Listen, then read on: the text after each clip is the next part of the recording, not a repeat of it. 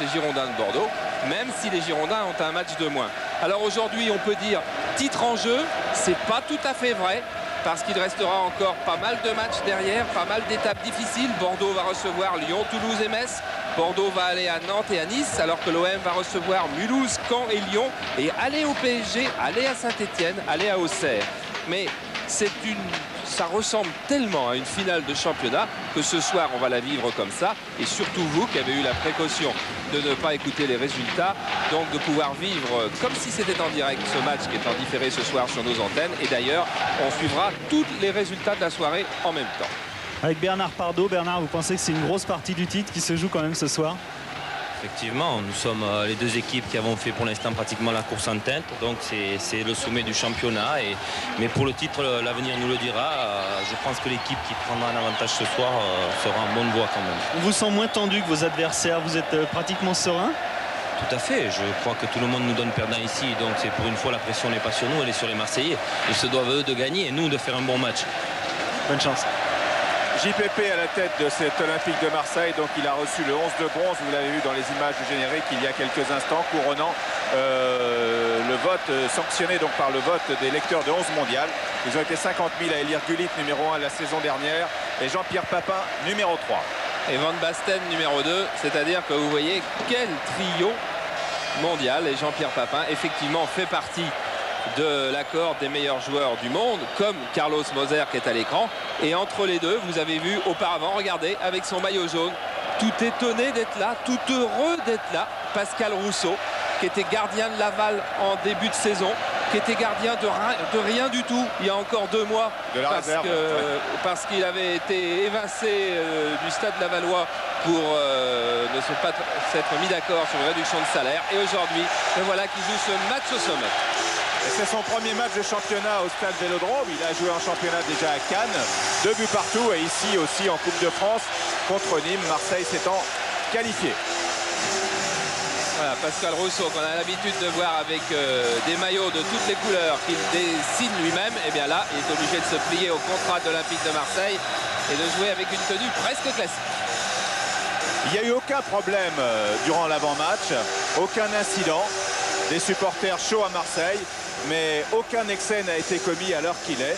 Les 500 policiers, le système a bien fonctionné, a été assez dissuasif. Il y a une petite délégation bordelaise et tout le monde est là pour voir un grand match de foot. Alors la composition de l'OM, dans les buts, Rousseau, la défense, Amoros, Sauzet, Moser et Germain, car première surprise, Dimeco ne joue pas. Au milieu, Tigana et Murat. Tout le monde dit que Murat va marquer Jean-Marc Ferreri. Je pense qu'il sera plutôt plus proche de Alofs. Vercruis, Waddle, Francescoli, Papin, c'est-à-dire le quatuor magique de cette équipe de l'Olympique de Marseille. C'est aussi le signe que l'Olympique de Marseille a choisi l'attaque totale, remplaçant Deschamps et Dimeco. Voilà, Rousseau qui trouve le public de Marseille fantastique et qu'il remercie d'avoir été aussi gentil avec lui dans le match de coupe contre Nîmes. Joseph-Antoine Bell, lui, le public de Marseille ne lui a pas réservé le même accueil. L'équipe de Bordeaux, c'est la même quasiment depuis le début de saison. Baptiston et libéraux, Touvenel, Sénac et Lizarazu sont en défense. Milieu de terrain, c'est Durand, Pardo et Olsen. Ferreri mène le jeu et les deux attaquants, Denbor et Klaus Alofs, l'ancien Marseillais, remplaçant donc sur le banc Dogon et Stéphane Paille, et entraîneur Raymond Goethals. Et c'est donc Michel Girard qui a été désigné à 48 heures de ce match pour remplacer Joël Quignou blessé. C'est lui qui arbitre et qui va donner le coup d'envoi. Coup d'envoi effectué par l'Olympique de Marseille avec Enzo Francescoli et Philippe Vercruis dans le rond central. C'est parti avec Manuel Amoros. Manuel Amoros qui est en face à lui, Pete Denbourg, Chris Waddle à l'intérieur de son camp.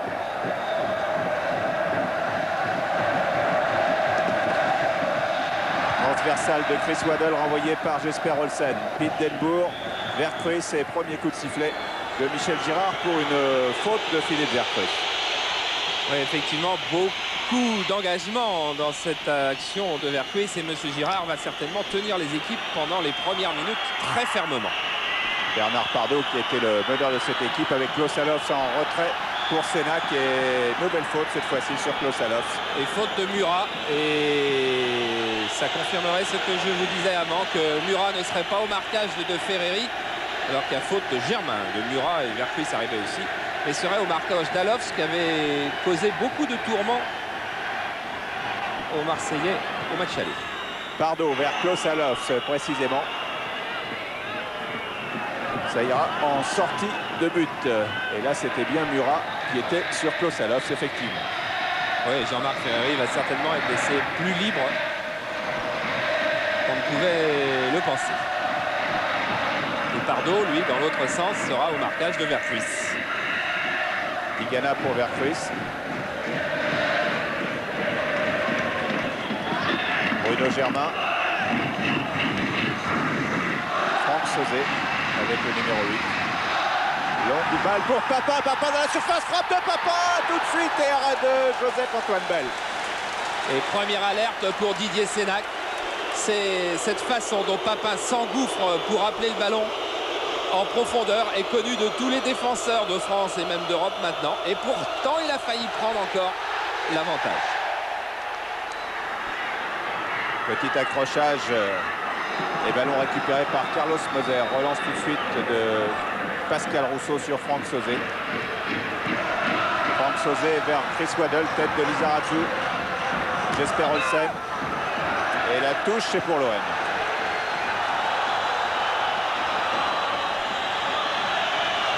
On a vu l'OM qui cherche à jouer long, qui cherche à jouer vite et en profondeur pour essayer le chaos d'entrée. Waddle. 4 Bordelais autour de lui. Pete Denbourg, très replié, mais en touche.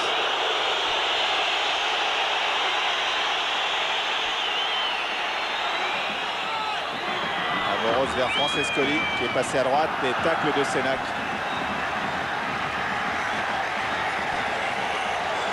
Nouvelle touche. Près du poteau de corner. Amoros sur Francescoli. Francescoli bien accroché par Jesper Olsen.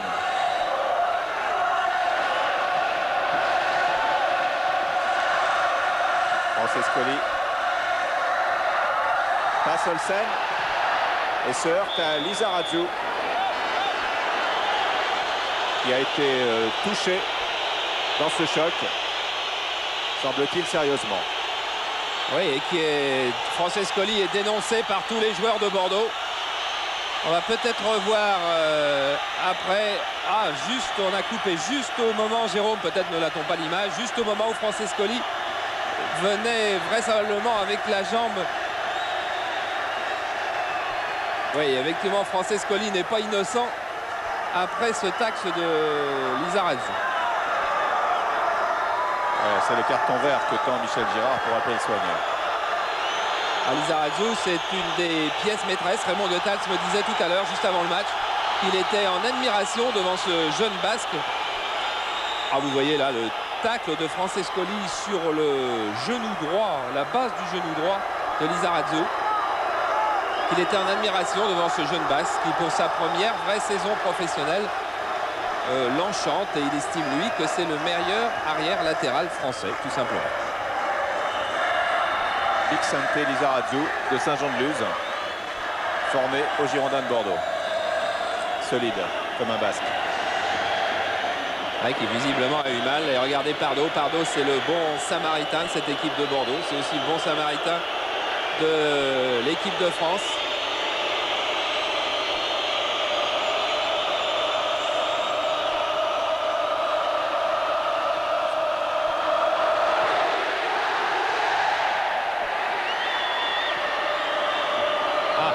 Papin-Bell, c'est un des duels attendus avec une faute de Papin, bien évidemment une obstruction sur Bell, mais Jean-Pierre Papin savait très bien qu'il faisait faute. Ça fait partie de l'intimidation entre les deux hommes. Rappel de la règle sur le dégagement du gardien. De toute façon, il faut rester immobile parce qu'avec la règle qui interdit aux gardiens de faire plus de 4 pas, si on avait le droit de bouger à droite ou à gauche, il n'y aurait plus moyen de dégager. Regardez Papin, il va rôder quand même, il va rester rôder dans le coin.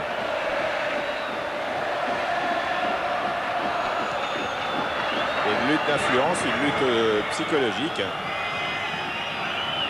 Sénac. Durant Sénac. Voilà, Lizarazu. Ah, c'est pour le moment le jeu de Bordeaux que de casser le rythme, que de rester prudent et de miser sur son collectif sans chercher à briller particulièrement. Lizarazu vers Jesper Olsen. Non, ballon sorti. Et un crochet inutile de Moser de Amoros sur Olsen. Et l'arbitre Michel Girard vient dire à Amoros qu'il a vu Waddle. Lizarazu, Tigana, tête plongeante, Franck Sauzet. Attention, Ferreri a bien suivi. Ferreri a toujours bien réussi contre l'OM. On aura peut-être l'occasion d'y revenir. Voilà. Maintenant avec Touvenel, Ferreri. Ferreri, Pardo. Touvenel. Pardo.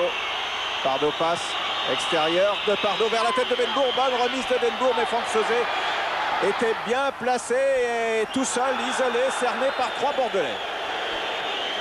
Oui, on s'aperçoit sur ces 15 dernières secondes de jeu que les Bordelais vont jouer les coups à fond quand ils les auront.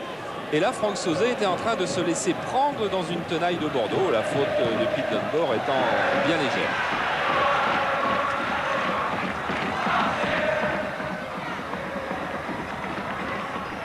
Jean-Pierre Papin, leader du championnat des buteurs, du championnat des buteurs avec 28 buts.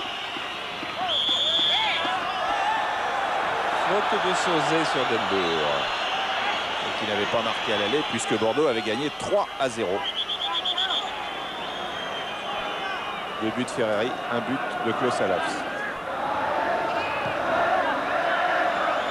Sénac. Vers Olsen. Sauzet laisse courir, donne à Pascal Rousseau. Moser.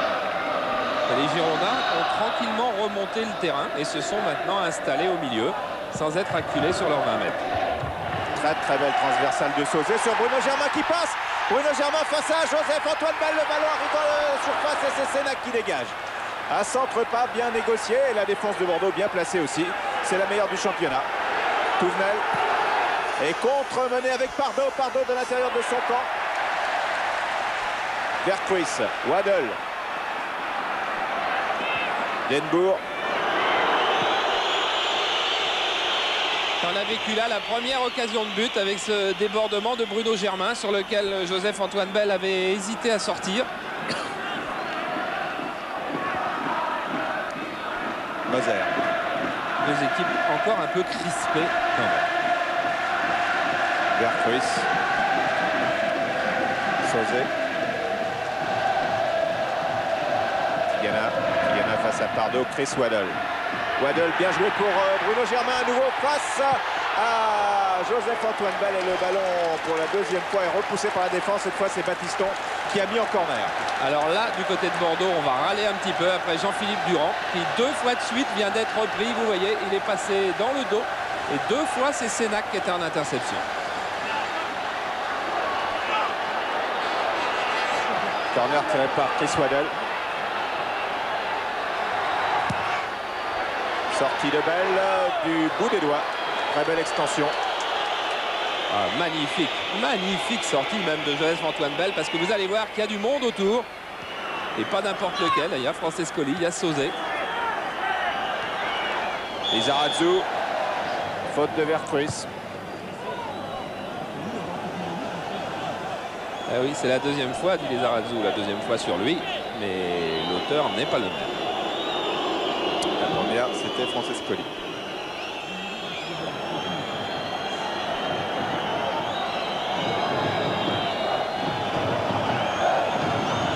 Match très serré, avec 2 débordements de Germain à l'actif de l'OM.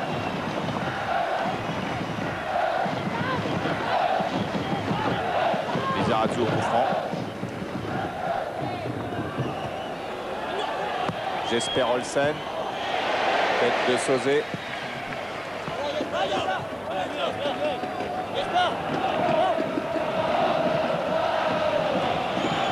La touche effectuée par Lizarazu pour Jean-Marc Ferreri. Ferreri a joué très vite a été contré aussi vite. Waddle. Avec Moser, avec Germain. Manuel Amoros. Jean-Pierre Papin, belle déviation, c'est magnifique pour Francescoli. Francescoli dans la surface, Francescoli face à Lizarazu. Ne sait trop comment faire et c'est Lizarazu qui met en touche. Ouais, qui a formidablement bien défendu. Il ne s'est jamais laissé prendre aux feintes de frappe de Francescoli. Il est resté debout, il est resté en opposition. Et il a gagné son duel. Amoros, stoppé par Ferreri. Et encore Lizarazu pour Jesper Olsen. Interception d'Éric Murat.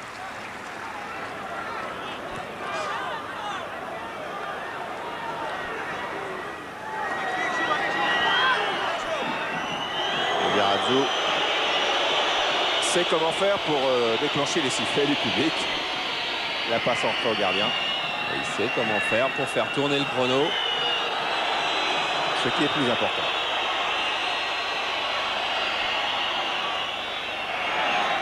Sénac. Jean-Marc Ferreri. À nouveau Lizarazu. Cette fois-ci ne passe pas, mais le ballon est récupéré par Durand qui donne directement sur Sauzé. Sauzé mène la contre-attaque. Efface Pardo. Sauzé maintenant. Sauzé avec un départ de Papin en jeu.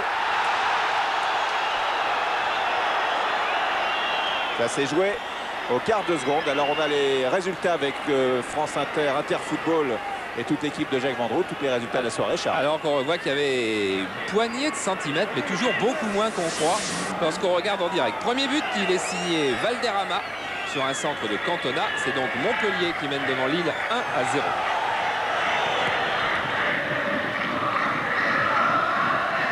La transversale de Battiston était pas mal, mais c'est Moser qui a récupéré pour donner à Jean Tigana.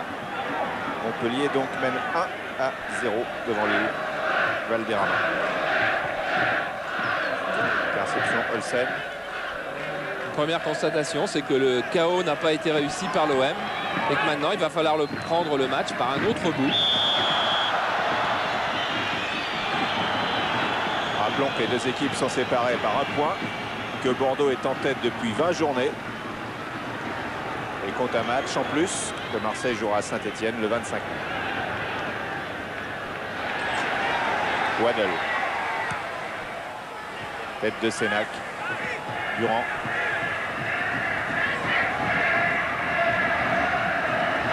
Jesper Olsen.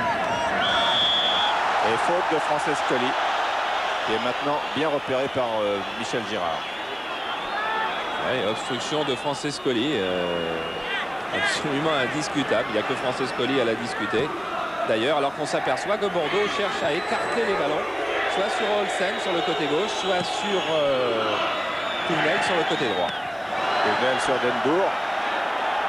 Et là, non, c'est pas pour Marseille, c'est pour Bordeaux le ballon. Un petit coup d'œil sur la D2, un but très important. Déjà, pénalty de Ribard.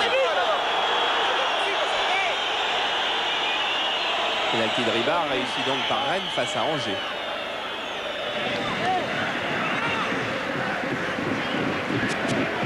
Ah, c'est un coup franc donc, qui est accordé au Bordelais.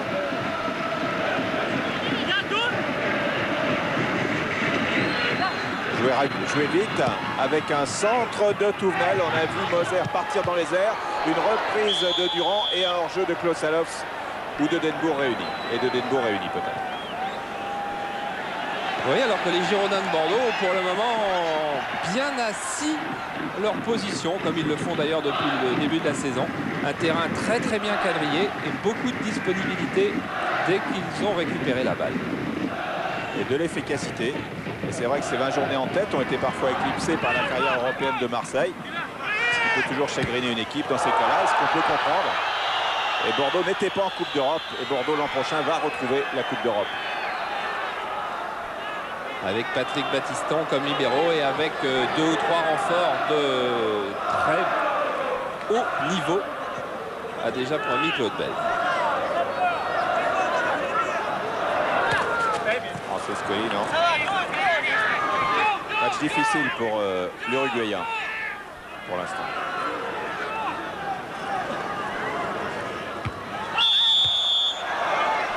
Cette fois-ci, c'est une faute d'Alofs sur Amoros.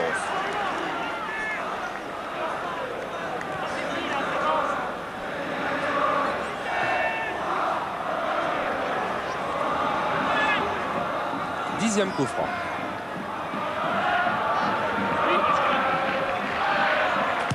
Frappe de Chris Waddle vers la tête de Germain. Et faute de Bruno Germain qui s'est appuyé régulièrement.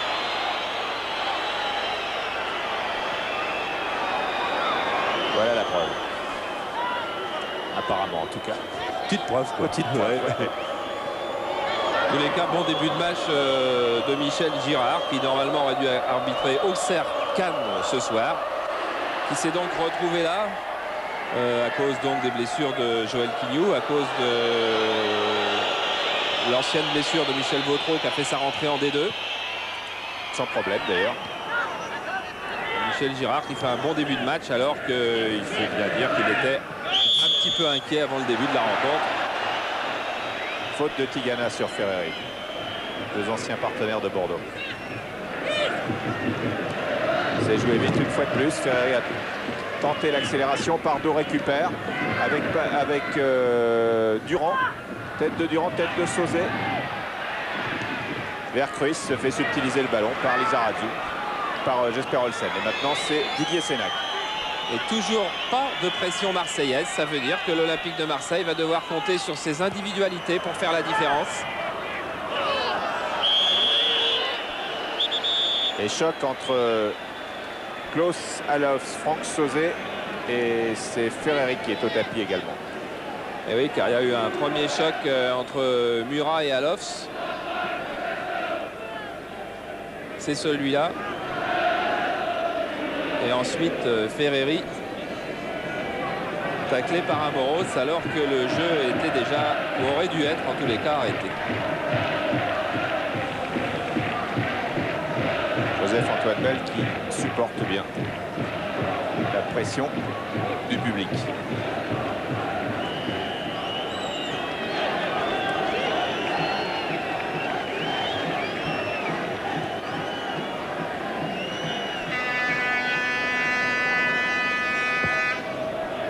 Moser, bien joué, Francescoli,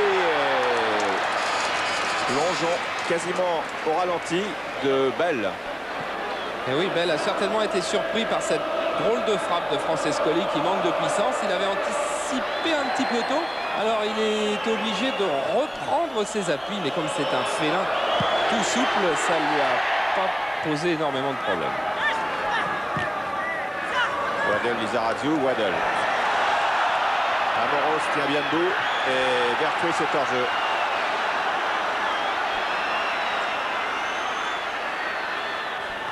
Vous voyez, il y a deux bons mètres. Alors effectivement, M. Girard avait laissé l'avantage à Amoros et les Marseillais ne peuvent pas en profiter.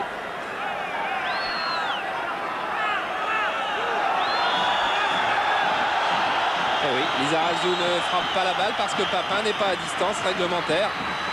Il n'y a rien à reprocher à Lizarazu, même si on sait bien qu'il fait ça pour gagner du temps. Et vous voyez, après la passe à Joseph-Antoine Bell est beaucoup plus facile à réaliser.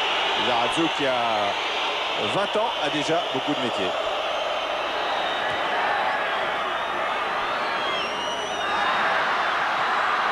Le revoici.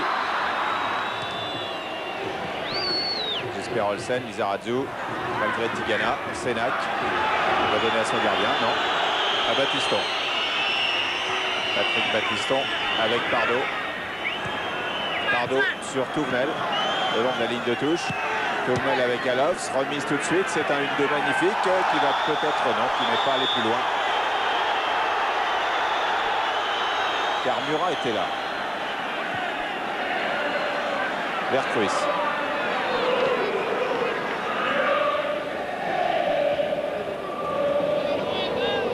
Murat, Germain. Un seul but jusqu'à maintenant, au bout de 20 minutes sur tous les stades. C'est à Montpellier, but de Valderrama. Denbourg. Adenbourg qui n'est pas un joueur de course. C'est-à-dire c'est un formidable remiseur, surtout de la tête. Un formidable défenseur aussi. La Papin n'est pas parti hors jeu. A tenté de bloquer Lizarazu dans sa course. Et obtenu une touche pour Marseille. Avec Papin qui tente de passer entre les deux. Entre Olsen et Lizarazu. Et il y a faute, obstruction.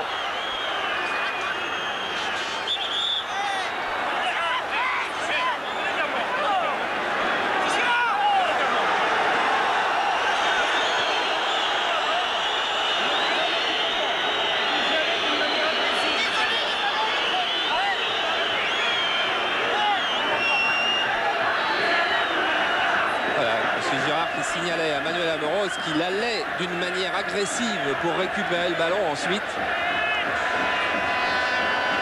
Et effectivement, il ne doit pas laisser s'installer un climat guerrier. Waddle pour tirer ce coup franc.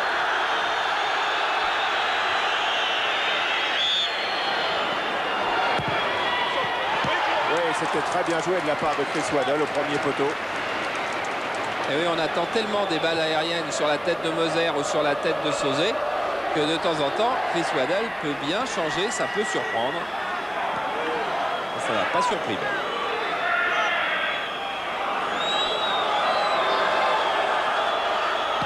Bell qui est souriant à la fin de chacune de ses interventions. Germain.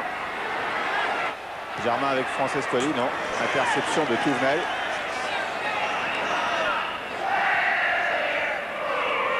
Tigana.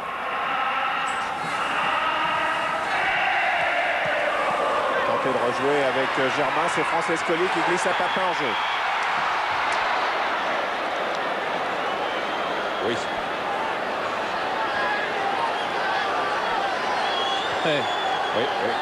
Oui. Oui, effectivement. Mais vous avez vu comme c'est pour une poignée de millimètres que Jean-Christophe Touvenel et Papin étaient sur la même ligne. Il va y avoir un changement à Bordeaux. On a vu Jean-Philippe Durand qui faisait signe au banc qu'il allait falloir procéder à un changement et faire rentrer Dogon. Et accrochage Papin-Battiston. Je ne sais pas qui est touché dans les rangs des Girondins de Bordeaux. Ça peut être Jean-Marc Ferreri. Ça peut être Patrick Battiston, mais je ne crois pas qu'il souffrait d'une contracture derrière la cuisse. Jean-Philippe Durand va sortir. Eh oui, c'était Durand qui avait le premier fait signe au banc. C'est-à-dire, à la limite, ça aurait pu être pire pour les Girondins de Bordeaux, car Dogon rentre à la place de Durand en milieu défensif droit, et c'est quasiment la place de Dogon.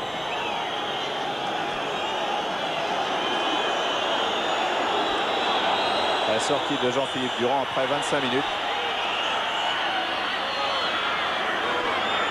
L'entrée de Dogon.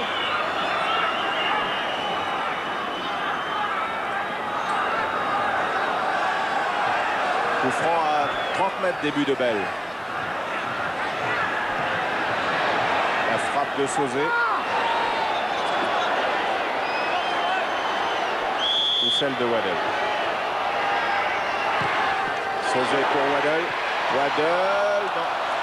Jean-Philippe Durand, qu'est-ce qu'il nous fait sortir? J'ai un point derrière la cuisse et que j'ai ressenti en début de match. Comme ça passe pas, je préfère sortir parce que je sens que je peux pas accélérer. Oui, on va voir donc si ça change quelque chose dans le jeu bordelais. Bon, Durand cesse sa place à Dogon, place pour place. Mais enfin, Durand est en équipe de France et Dogon ne l'est pas encore pour le moment. Et donc, pensez que ça va affaiblir ce système bordelais. Lizarazu. Stoppé par Sauzet.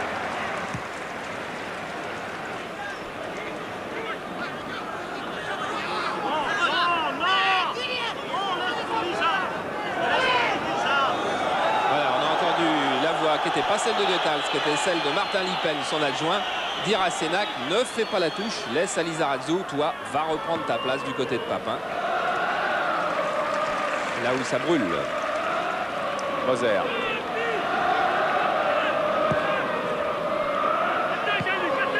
Murat. Waddle. Murat dévie, c'est ric-rac pour Tigana. Il a été touché au passage par Klosalov. C'est joué avec dans le dos de la défense. Mais ça n'a pas fonctionné. Sénac était bien revenu. Jesper Olsen.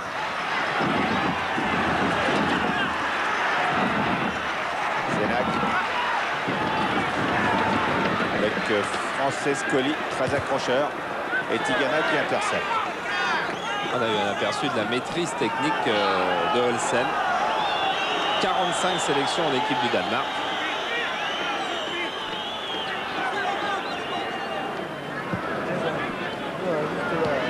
Moser. Sauzet. Amoros Sauzet. Waddell sur le côté gauche maintenant. Avec Germain. Chris Waddell.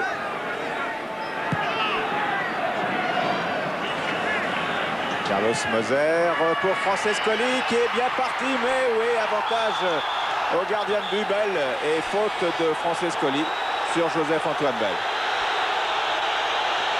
Et c'est chaud.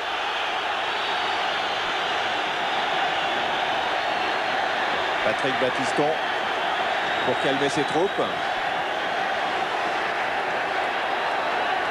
Et effectivement, Michel Girard sait bien pourquoi il parle à Joseph-Antoine Bell. Si on revoit la balle en profondeur, on va voir que Joseph-Antoine Bell a bien tardé à y aller parce qu'il attendait aussi Francescoli. Car si Francescoli est venu charger Antoine Bell et faire une faute, Joseph-Antoine Bell savait très bien qu'en y allant doucement, il trouverait aussi Francescoli sur sa route. Car c'est un redoutable renard que Joseph-Antoine Bell. Francescoli s'est laissé prendre et a même commis la faute. Ferreri. Touvenel.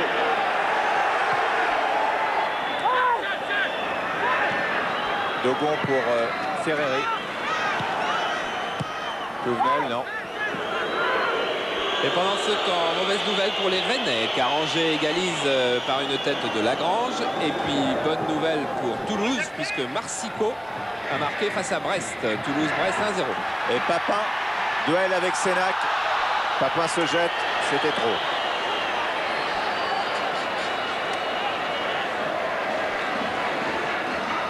Sénac avait protégé le ballon.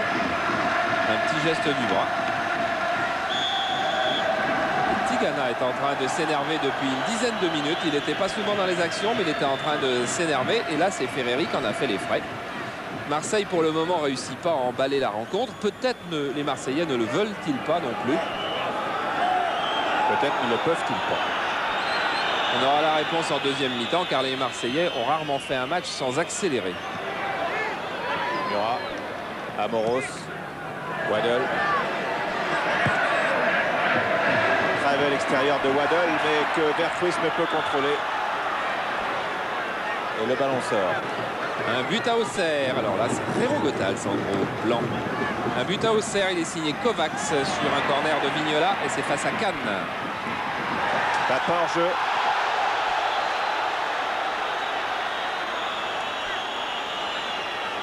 Oui, cette fois-ci, il y est. Mais regardez comme à chaque fois, la distance est relativement réduite.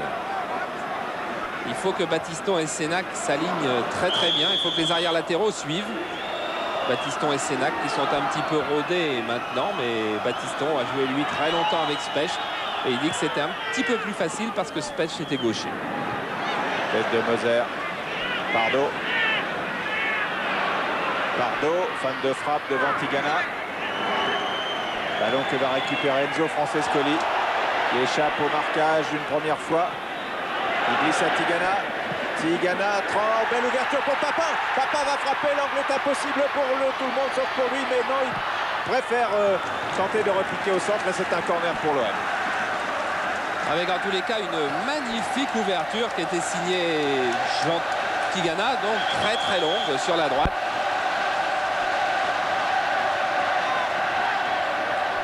Et Bell, lui, a un problème vestimentaire, très vraisemblablement.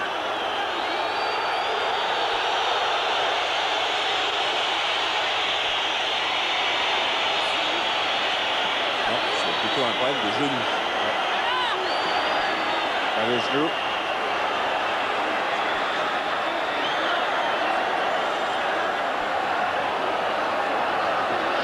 Et Pardo dans ce rôle d'aboyeur dans le jeu, mais dans ce rôle de metteur en scène de l'équipe des Girondins de Bordeaux. Alors Bordeaux qui a vu Jean-Philippe Durand sortir. Si Bordeaux devait avoir un pépin avec Bell, alors là, Ce serait un tout autre match. Mais Bell se relève.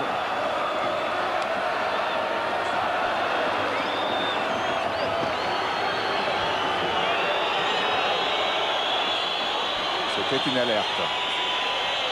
Voilà, oui, j'ai vu l'arrêt de jeu, dit Michel Girard. Tais-toi, dit Denbourg à Germain.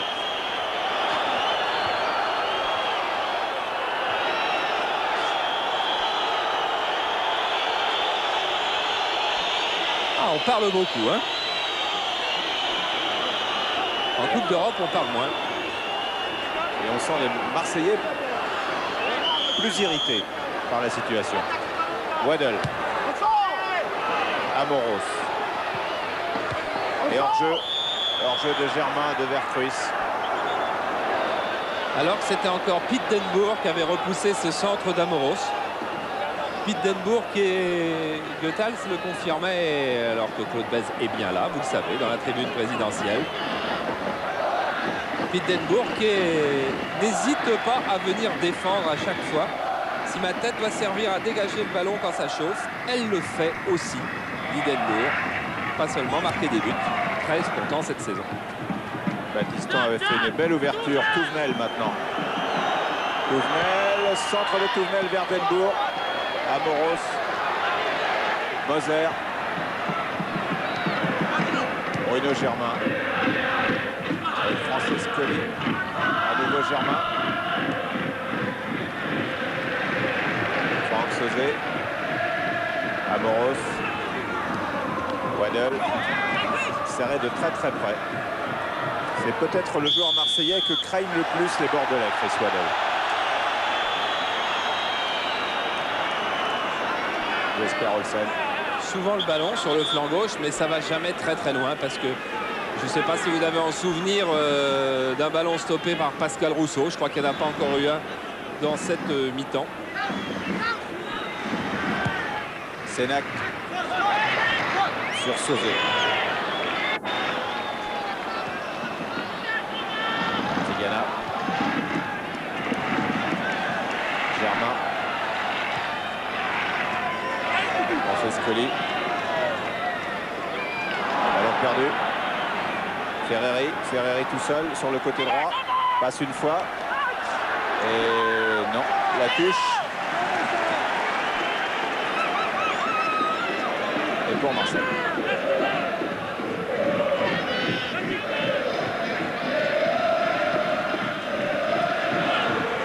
Vercruis. Ah, mal ajusté et Olsen était bienvenu. Moser. Et toujours 0-0 ici. L'autre président, Bernard Tapie, dans sa loge. Entouré de sa famille. Amoros. Oh là là, quel contact entre Amoros et Olsen.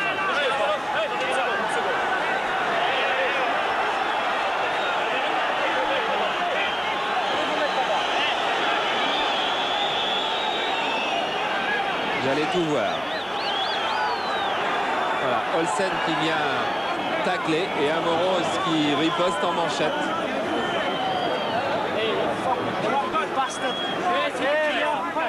S'il vous plaît, monsieur, allez dans votre cave. J'ai vu. Laisse-moi. Vous voulez que je vous mette un carton?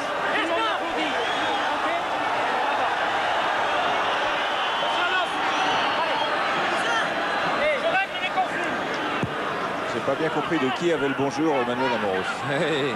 On peut deviner. Attention. Olsen. Olsen qui a fait des insultes franco-anglaises. Tigana. Tigana bien joué avec Waddle. Waddle passe. Alors, regardez, Waddle est suivi de très très près. C'est vraiment pour les Bordelais l'homme le plus dangereux de l'Olympique de Marseille. Et ça ressemble un peu au match de l'année dernière. Marseille-PSG. Un 0-0 crispant jusqu'à la 89e minute. Et puis un but de Sauzé à la dernière minute. Waddle. Pardo. Papa! Un obus est parti. A été renvoyé par un mur. Et sur la contre-attaque, attention. Attention, Murat ne doit pas faire de faute. Il en a fait une. Et il va avoir un carton.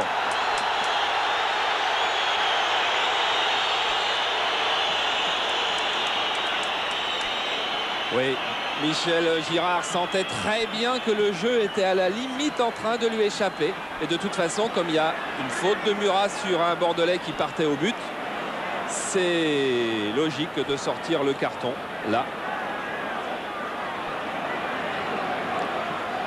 Dogon a fait un vol plané. Et carton jaune donc pour Eric Murat.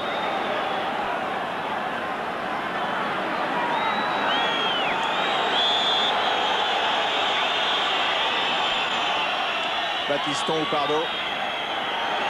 Tous les Bordelais, à l'exception de Bell bien sûr, sont dans le camp marseillais. C'est peut-être la première fois du match. Et attention, le match devient heurté. Michel Girard qui arbitre parfaitement depuis le début.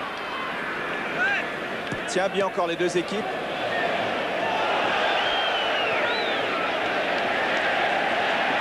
Ça repartit encore avec Murat.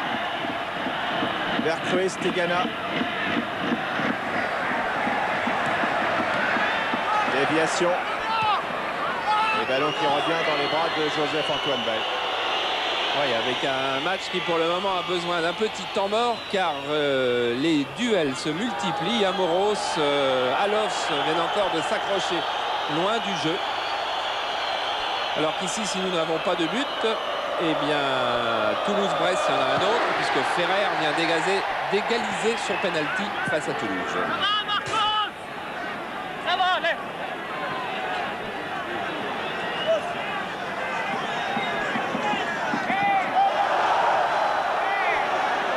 Touché pour les Girondins. Ah, le match est pris dans un carcan où il y a pas mal d'agressivité, un carcan où il y a une énorme lutte tactique imposée par les Girondins de Bordeaux.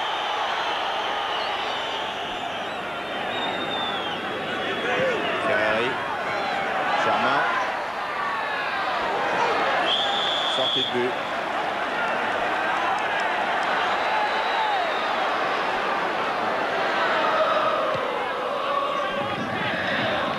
Moser. Sauzé.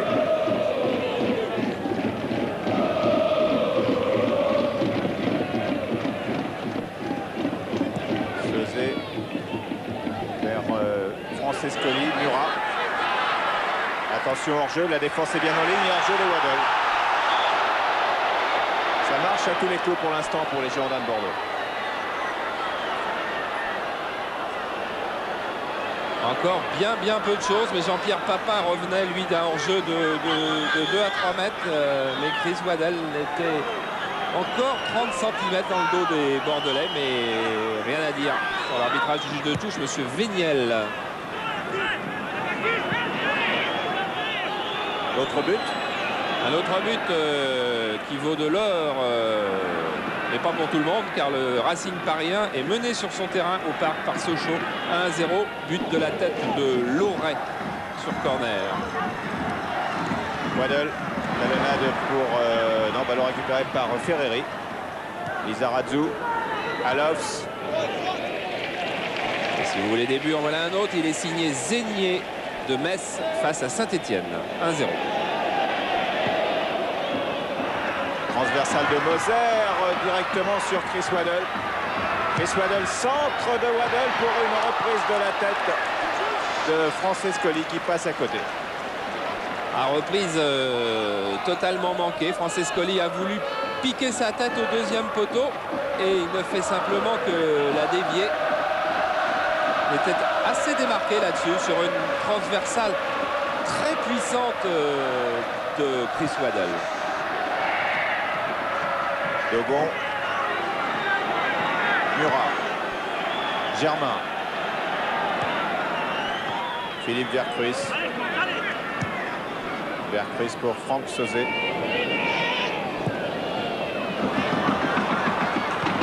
Je dirais qu'en ce moment, on assiste peut-être à des rounds de préparation pour ce que sera la deuxième mi-temps. Parce que je ne sais pas si les Girondins de Bordeaux vont réussir à maintenir leur organisation aussi parfaite pendant 1h30. On sent que les Marseillais peuvent à tout moment profiter d'une faute, mais qu'apparemment, ils n'arrivent pas à la déclencher, la faute.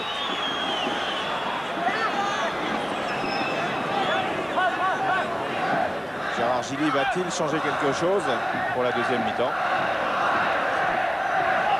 Waddle, frappe de Waddle! Que c'était beau. Ah, quel joueur. C'est Kader Firoud qui y a 3-4 jours, alors qu'on va revoir cette frappe du pied gauche.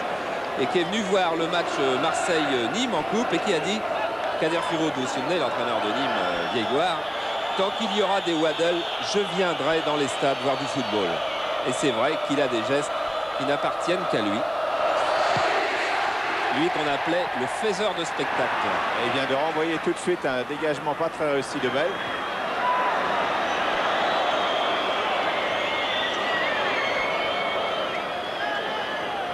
Pardo. Touvenel.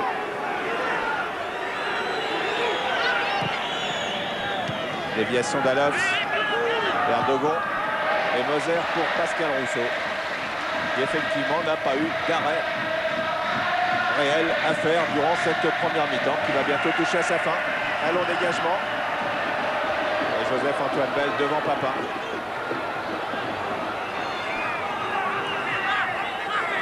Touvenel. Ferreri. Batiston. Sénac.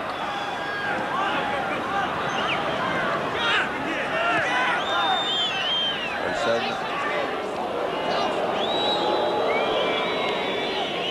Pour le moment, le travail défensif des Girondins de Bordeaux est parfaitement réussi. Le travail offensif est plus difficile, mais je pense que Raymond Goethals n'en demandait pas plus aux siens que de réussir la première moitié. Murat. Vercruis.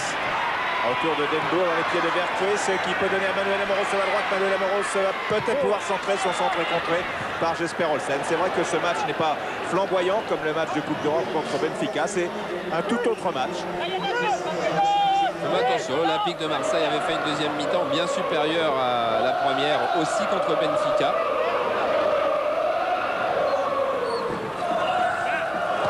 Francescoli, Waddle. Encore une balle transversale sur Sauzet. Bruno Germain. Voilà, dans le dos de la défense cette fois-ci pour Waddle qui était quasiment bien parti. Vercruis pour Francescoli qui n'est pas en jeu. Centre de Francescoli renvoyé en corner par Patrick Batiston.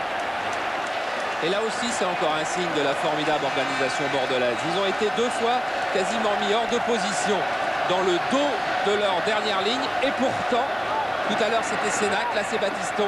Il y a un joueur qui se retrouve en interception.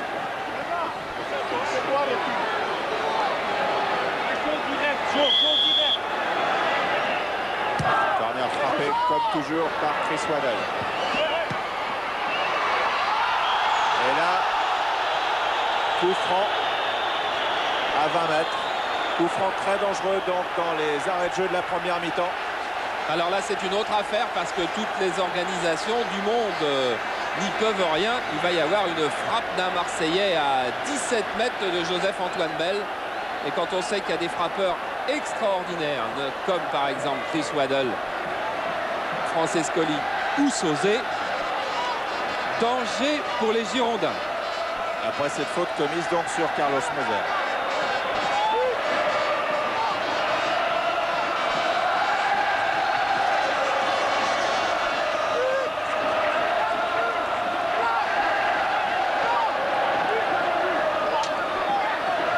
Voilà, il veut Denbourg dans le mur, il veut pas Klaus Allofs.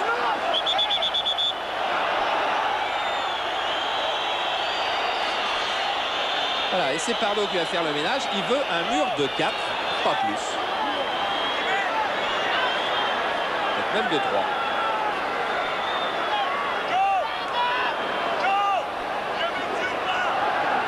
Mur auquel va se mêler Moser. Et c'est Francescoli qui frappe ce coup franc. Au ras du sol. Reprise d'Amoros. Dans les airs.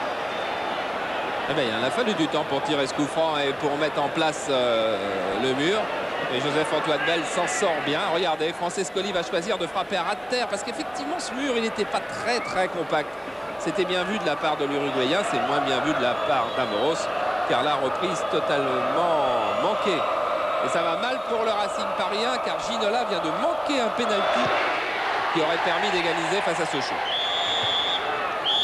Et voilà, fin de la première mi-temps sur ce score de 0-0. Ouais, première mi-temps très âpre, on a beaucoup discuté et on continue. Michel Girard qui doit, même s'il n'a pas trop envie, eh bien, répondre avec le sourire à tous ceux qui viennent râler, à tous ceux qui viennent demander des explications. Chris Waddle qui a été, comme souvent, le plus dangereux. Franck Sauzet pour revenir au vestiaire. Franck, difficile à manœuvrer cette équipe de Bordeaux. Oui, c'est vrai que c'est une très bonne équipe. On sait depuis longtemps que Bordeaux, c'est réellement un bloc. On essaie tant bien que mal de les prendre à défaut, mais ce ne sera pas facile. Cela dit, il reste encore une mi-temps. Et nous allons essayer un peu de tirer les choses au clair concernant un peu la tactique, essayer d'améliorer peut-être certaines choses qui vont nous faire gagner ce match. La solution, ça serait quoi par exemple? Vous savez, on ne sait pas trop. Si on aurait fait la différence depuis longtemps. Je crois qu'il faut peut-être être patient. Et oui, être patient, c'est ce que demande souvent Gérard Gilly, car il sait qu'il a des joueurs qui sont capables de faire la différence à tout moment. Goethals disait, nous avons un collectif, mais eux à Marseille, un garçon comme Papin, un garçon comme Weddle, un garçon comme Francescoli, à tout moment peut faire la décision. Et Jean Fernandez ajoutait même, cette équipe de n'importe quelle équipe est dangereuse à 25 mètres des buts. L'équipe de Marseille, elle est dangereuse à 50 mètres des buts. Ce qui effectivement change beaucoup de choses. Retour très calme dans le tunnel entre les deux équipes. On jette un coup d'œil sur un tout petit coup de statistiques. Pour l'instant, c'est donc Bordeaux qui fait la bonne affaire avec ce score de 0-0 au bout de 45 minutes de jeu. D'ailleurs, regardez, c'est écrit dessus. Les Bordelais ont le sourire alors que les Marseillais sont beaucoup plus tendus. Comme ils le sont depuis le début de ce match d'ailleurs. Un match qui a semblé un petit peu crispé, un peu coincé. Et oui, c'est un match de prestige aussi pour les Marseillais. Bernard Tapie leur a dit et répété qu'il fallait battre les Girondins de Bordeaux et si possible les battre nettement, ce qui explique qu'on est titularisé Vercruis d'entrée. Or pour les moments, les Marseillais piétinent. Et d'entrée, coup de sifflet de Michel Girard pour une faute de Franck Sauzet sur Pete Denbourg. C'est embêtant que dès le début de la deuxième mi-temps, il y ait un accrochage de cette nature-là. On va voir effectivement le tacle de Sauzet sur Denbourg. Il n'y a pas d'émotion, c'est tacle par derrière qui peut faire très mal sur le tendon d'Achille. Et qu'ensuite, après ce tacle, voilà, on aille de discussion en palabres et que le ton est donné à cette deuxième mi-temps et qui ressemble au ton de la première mi-temps.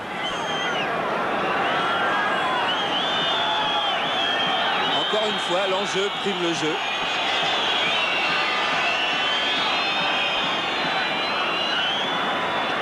Et pourtant, on sait bien que ce sont deux équipes qui peuvent faire un jeu superbe. On l'a vu avec Marseille contre Benfica il y a 15 jours. On l'a vu il y a une semaine en Coupe de France avec Bordeaux contre Metz. Alors, coup franc joué par Bernard Pardo. Avec Klaus Allofs. Toujours marqué par Murat et hors-jeu de Ferreri.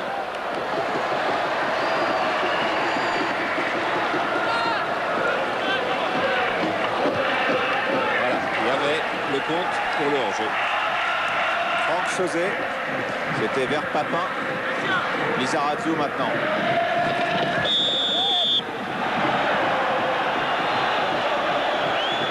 Faute de Vercruis.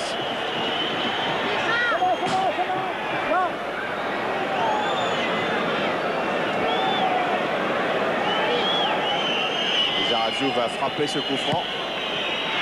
vers Klosalovs que Murat accroche. Sauzet récupère. Murat, Sauzet. Carlos Moser. Moser, Bruno Germain. Le stade archi plein soutient son OM. Il y a une quarantaine de supporters bordelais sur les 45 000 spectateurs. Et parmi ces supporters, donc, Claude Bèze qui a fait le déplacement. Ah, il faut absolument que l'OM accélère si l'OM veut ébranler le bloc des Girondins de Bordeaux, qui est vraiment un bloc superbe par sa qualité d'organisation. Waddle qui passe. Extraordinaire ce que vient de réussir Chris Waddle, mais le ballon est sorti en faveur des Girondins. Waddle qui réclame un coup franc.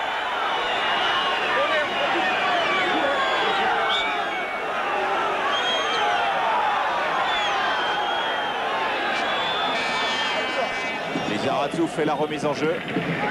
Tête de Tigana. Olsen dans un mouchoir. Pardo. Touvenel maintenant. Avec Dogon. Dogon tente le grand pont sur Carlos Moser. Il ne parvient pas. Et commet une faute sur le Brésilien. Il était bien revenu tacler le ballon. D'abord, Jean-Luc Dodon. Et la faute de Klosalovs sur Enzo Francescoli. Joué rapidement avec Amoros de l'autre côté. Waddle. Stoppé par Lizarazu. Remise en jeu du Basque sur Jean-Marc Ferreri. Lizarazu encore. Pardo. Vers Ferreri. Bonne interception. Il va peut-être y avoir un petit peu plus d'espace dans cette deuxième mi-temps. On va peut-être jouer un peu plus vite, il va peut-être y avoir un petit peu plus d'espace et on va donc peut-être voir un peu plus les formidables individualités qu'il y a sur le terrain. Parce que pour le moment, sont étouffés par les deux collectifs. C'est vrai qu'on a beaucoup manqué d'air en première mi-temps. Et voilà peut-être de l'air avec Papin. Papin qui est venu prendre ce ballon dans les pieds de Sénac. Papin, ouais, Papin pour Tigana peut-être. Le but de Tigana, non, formidable parade de Joseph-Antoine Bell devant Jean Tigana. Oh, il l'a dit. Oh putain, je l'ai dit. C'est vrai. Oh là là là là. Papin formidable qui attire tout le monde, qui libère Tigana sur la droite. Et Tigana qui va choisir intérieur du pied. Ça paraît tellement facile. Et Joseph-Antoine Bell a tout vu. Il a vu que l'intérieur du pied de Tigana serait ouvert sur sa gauche. Et c'est là qu'il a giclé. Corner tiré par Waddle. Montée de Moser. Ballon mal capté cette fois-ci par le gardien des Girondins, qui avait été fabuleux il y a 30 secondes. Francescoli, et c'est un corner concédé par Dogon. Ça fait rien. On en a vu plus en une minute que dans les 45 premières. Le spectacle arrive. Ça nous fait du bien.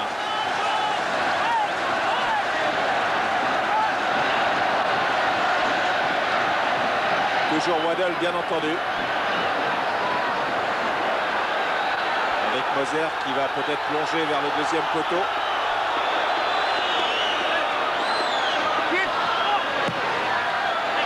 Voilà qui est fait. Et encore une sortie difficile de Bell. Ballon repris par Tigana qui s'est fait mal en frappant, en étant contré par Joseph-Antoine Bell quand même. Et là c'est la bataille de tranchées dans un mouchoir de poche, avantage à Jesper Olsen avec Ferreri qui part de l'intérieur de son camp et Papin venu en retrait contre Sauzet maintenant. C'est un autre match, ce n'est pas le même match qu'en première mi-temps. Amoros, et c'est tant mieux. Germain. Bien parti avec Francescoli. Francescoli qui cherche le penalty. Qui a manqué son dribble alors que Pete Denbourg vient dire à Francescoli qu'il n'a pas apprécié du tout qu'il fasse du cinéma. C'était les termes qu'il employait. Regardez Francescoli, il manque ce premier appui. Alors il va essayer de repartir en dribble. Le Bordelais ne touche pas le ballon, mais il met juste son pied en opposition. Je ne pense pas que ce soit penalty. En tous les cas, tout va beaucoup plus vite. Et pendant ce temps-là, eh bien, Laurent de la Montagne a réussi un coup franc de Rennes face à Angers. 2-1 pour Rennes. Oh là là. des chocs. Il va falloir sortir les drapeaux blancs comme sur les routes pour le week-end de Pâques. Et Michel Girard, on voit visiblement, n'a pas envie de lui de sortir les cartons. Il pense que pour le moment, il peut toujours tenir le match sans trop de cartons. Seul Murat a été cartonné. Pardo, Losalovs, Dogon, Denbourg qui rôde. Déviation de Vercruz sur Jean Tigana qui a eu cette balle de but tout à l'heure et qui va peut-être en donner une à Papa. Belle amortie de Papa. Papa va réussir. Papa frappe et encore belle. Belle formidable sauf deux fois Bordeaux. C'est pas fini avec Philippe Vercruz maintenant. Philippe Vercruz à 30 mètres qui remet dans l'axe. Il n'y avait pas de hors-jeu là apparemment. L'arbitre a levé son juge de touche. Dans le coup d'action, je ne l'ai pas vu. Il y en avait peut-être un quand même. En tous les cas, quelle action de Jean-Pierre Papin. Mais regardez comment il va prendre Sénac sur un grand pont avec un petit crochet. La frappe de l'extérieur du pied en force. Et Belle est là. Et ensuite, les Bordelais vont réussir. Regardez, poitrine. Poitrine, il y a deux Bordelais. Le deuxième ne reviendra pas. Le premier est effacé et réussit à frapper sur même pas une foulée, sur une demi-foulée. Super belle, Baptiston. Et du côté des équipes parisiennes, ça va toujours pas bien puisque PSG est mené à Lyon 1-0 avec un but de Kabongo.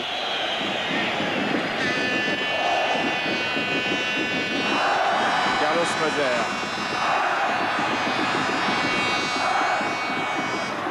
Eric Murat. Francescoli. Francescoli peut-être Vercruz, non Olsen. Olsen. Et faute de Enzo Francescoli oui, j'espère Olsen. Sur Touvenel, pardon. Ah, ils se ressemblent. Les deux mêmes. Et ça joue beaucoup plus vite. Lizarazu.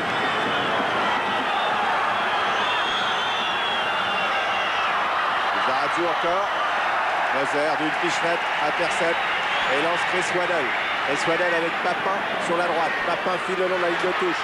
Il a passé Sénac une fois. Il se retrouve face à Sénac et tente un long quelque chose. Il n'a pas trompé Belle. Tigana cherche sa revanche. Ah, c'était pas un échec, mais enfin, il n'a pas réussi tout à l'heure. Ah, c'est un échec. C'était une victoire d'un Joseph-Antoine Belle qui n'avait pas digéré les mauvaises relations qu'il a avec Bernard Tapie depuis son départ de l'Olympique de Marseille et qui espérait faire un très grand match ce soir. Et ce très grand match, il l'a démarré en tous les cas. Et il affiche une sérénité étonnante. Debon, Touvenel, Franck Sauzet. Sauzet non, encore Touvenel. Peut-être encore Sauzet, non c'est Debon. Il fait une faute sous le nez de Franck Sauzet. Ancien partenaire de l'équipe de France Espoir. Championne d'Europe avec Marc Bourrier. Waddell. Francescoli. Francescoli dans un mouchoir. Et accrochage avec Touvenel. Pardo récupère. Touvenel se relève. Germain à nouveau bouscule. Et Michel Girard donne une touche. Waddell. Joue vite. Ça va très vite. Ça va extrêmement vite maintenant avec le Debon. Retour de Tigana sur Carlos Moser. Moser, Franck Sauzet. Ça, c'est le match qu'on attendait. Tout peut arriver d'un côté comme de l'autre à chaque instant. Avec Jean-Pierre Papin. Jean-Pierre Papin pour Vercruz. Vercruz, Touvenel vient arracher. Et Waddell frappe à côté. Une balle qui semble avoir été contrée. Chris Waddell n'en revient pas que l'arbitre ne lui donne pas le corner. Mais regardez comme c'est passé près. Chris Waddell qui arrivait à toute allure sur ce ballon qui traînait. À Marseille a décidé d'accélérer. Et quand Marseille accélère, toutes les équipes d'Europe tremblent. C'est évident. Et pour le moment, l'équipe de Bordeaux tient. Regardez Papin, il a vu qu'au centre, un de ses coéquipiers, c'est Vercruz, était bien placé, mais Vercruz n'a pas réussi son contrôle orienté. Alors on revient dans le jeu. Et c'est un beau jeu. Tigana. Sauzé. Waddle. Fête de Touvenel, Denbourg. Denbourg qui n'est pas content de Sénac. Il avait fait l'effort de faire une remise de la tête délicate pour ne pas perdre le ballon et Sénac a perdu. Sauzé. Papin maintenant joue sur le flanc droit. Amoros récupère. Accrochage et faute. Devrait quand même récupérer un carton jaune sur cette affaire. Lizarazu. Michel Girard a décidé d'être magnanime aujourd'hui parce que là, c'est anti-jeu plus anti-jeu.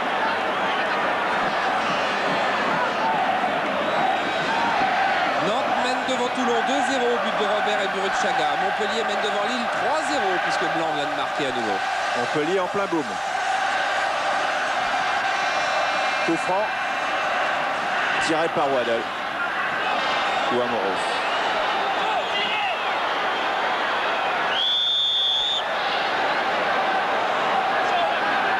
Waddle directement au but. Oh oui, but formidable. Formidable frappe. Formidable frappe de l'Anglais au premier poteau.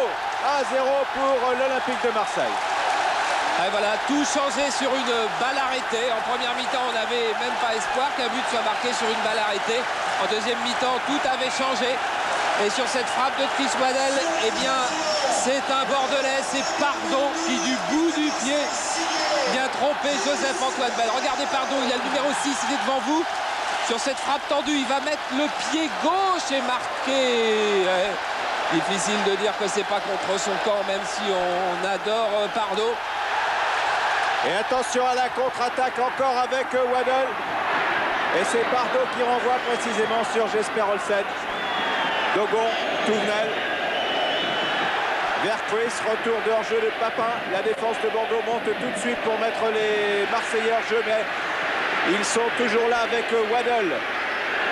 Waddle qui tente de déborder, qui va y arriver, qui centre. Oui, non! Oh là là! Formidable centre de Waddle. Et la tête de Francescoli n'était pas assez haute. Tigana touché dans cette action par Jean-Luc Dogon. C'est fou quand même cette équipe de Marseille, les accélérations qu'elle est capable d'avoir. Regardez Waddle, il vient, on ne peut pas dire déposer la balle parce que c'est quand même assez difficile, et il vient offrir cette balle à Francescoli qui manque sa tête. Alors que derrière il y a un accrochage, Tigana, Dogon. Et qu'on va revenir à la case départ. Et que depuis le début de la deuxième mi-temps, il y a une fabuleuse pression de Marseille. Bordeaux a bien tenu pendant 13 minutes.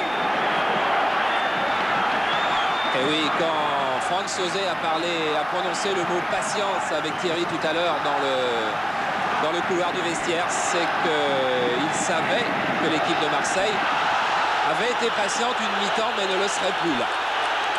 Et voilà un carton. Un carton pour Klosalov.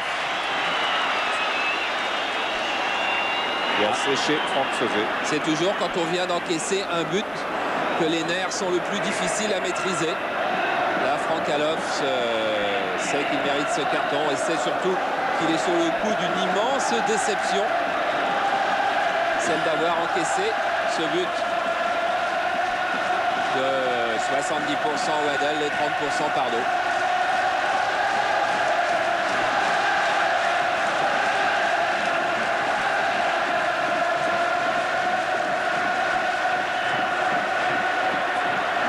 Sur Papin. Amoros. Pour une hors-jeu de Philippe Vercruysse. Oui, mais ça prouve ces situations de but qui ne ressemblent en rien au hors-jeu de la première mi-temps. Ça prouve, oui, il y avait des hors-jeux. Oui, regardez, Germain et Papin sont dans les 18 alors qu'il n'y a plus de Bordelais. Et la défense de Bordeaux monte de plus en plus haut. Et là, il y a à nouveau hors-jeu, effectivement. Ça, si la défense monte, c'est parce que Patrick Battiston ne veut surtout pas que l'on continue à être acculé. Alors il remonte pour jouer une sorte de hors-jeu piège qui est quelquefois un signe d'impuissance. qui prouve en tous les cas que Bordeaux est actuellement en difficulté. Les frères Cantona ont marqué, Charles. Donc un a marqué pour Montpellier face à Lille, le 4-0, et un pour Angers face à Rennes. Et attention, Olsen. Olsen accroché dans la surface par Carlos Moser. Moser qui dégage sur Pardo. Et faute sur Ferreri de Moser. Et voilà. Carton jaune pour le Brésilien. Et carton vert pour appeler le soigneur. Carton jaune à Moser. Michel Girard choisit lui aussi maintenant la manière forte. Mais oui, là. Évidemment, carton. Il ne l'a même pas discuté, d'ailleurs, Carlos Moser.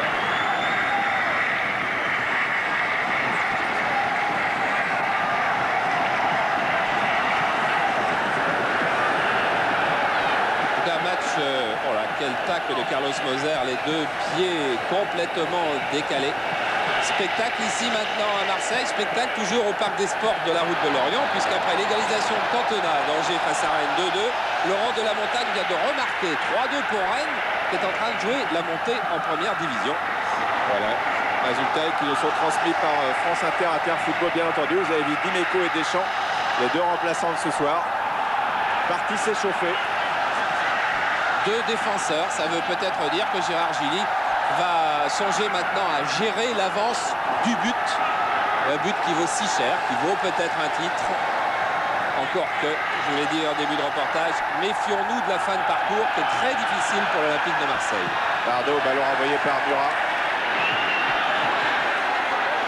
Belser. Pas loin, Lizarazu. Battiston.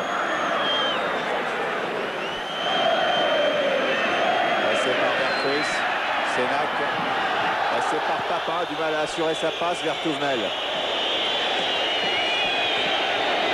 Battiston, Pardo, fan de Pardo, ballon difficile à négocier pour Dogon. Et ça, c'est la suite du pressing. On avait suivi tout le pressing de Papin et de Francescoli, et finalement, il a fait son œuvre. C'est Pardo qui a perdu le ballon.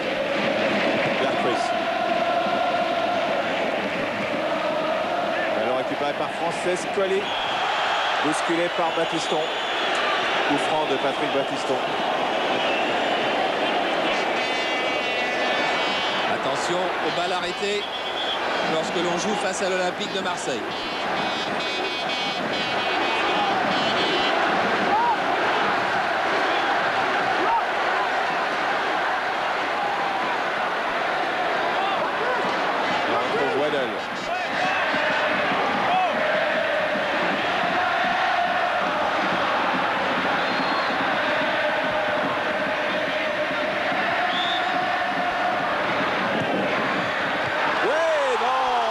Joseph-Antoine Bell, formidable cette passe de Waddell déposée, on serait tenté de dire une nouvelle fois, sur la tête de Philippe Viertruis, et cet arrêt réflexe de Joseph-Antoine Bell. Et quel incroyable arrêt, parce qu'effectivement Waddell donne une balle de but, mais il ne peut y avoir que but là, et non, c'est le chat qui s'est détendu. Formidable match de Joseph-Antoine Bell.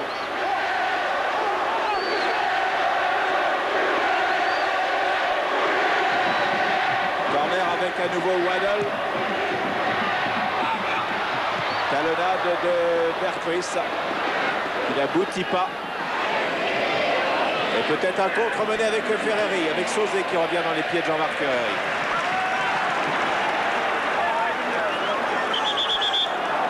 Un petit désaccord entre Michel Girard et son double de touche. Michel Girard la donne au Portugais.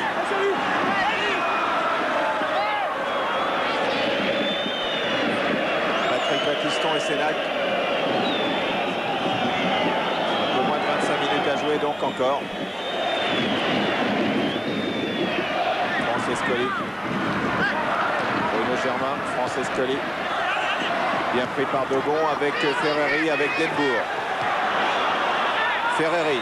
Ah, Klosalov, c'était parti de l'autre côté.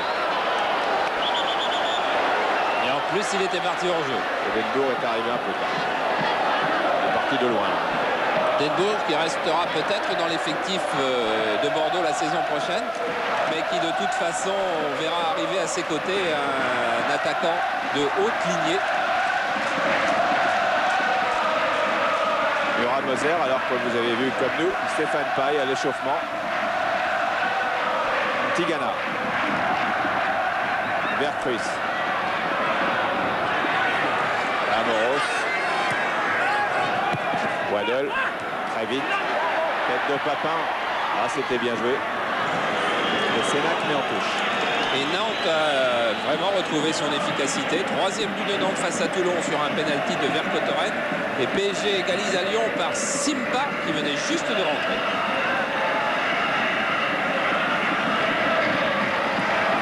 Waddle. Sur Sauzé. Ballon renvoyé sur Franck Sauzé qui a fait une feinte de frappe.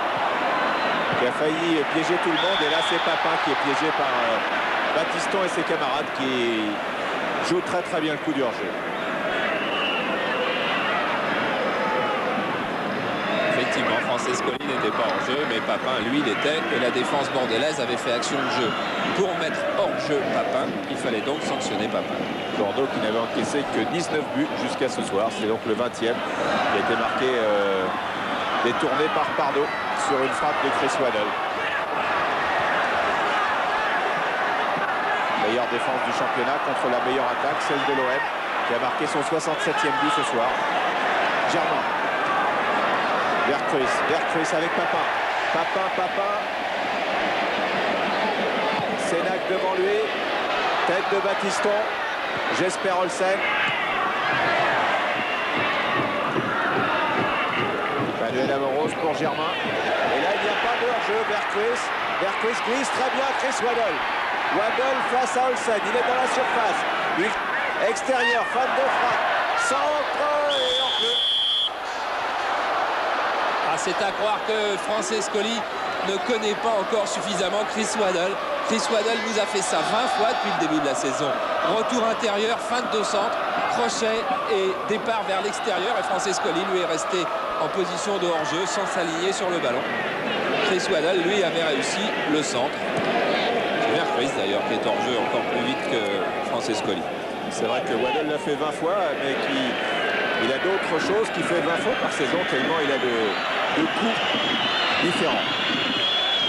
Pardo, Ferreri. Murat. Ferreri a continué. Pardo.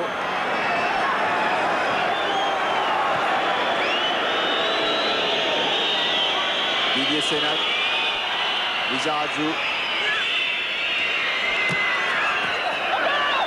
Bloqué par Waddle.